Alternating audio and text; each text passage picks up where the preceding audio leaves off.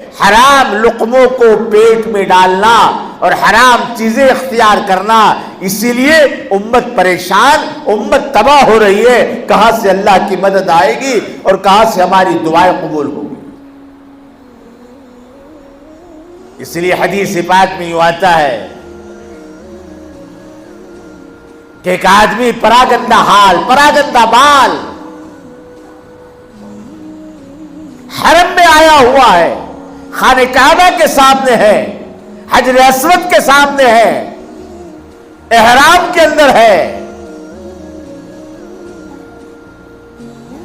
اور وہاں کہہ رہا ہے یا اللہ یا اللہ یا اللہ، دعاؤں پہ دعا کر رہا ہے۔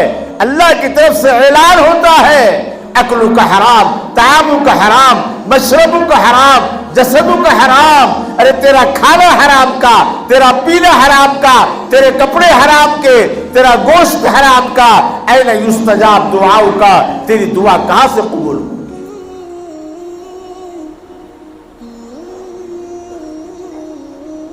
دعا کی قبولیت وہ حلال لقموں سے ہوتی ہے،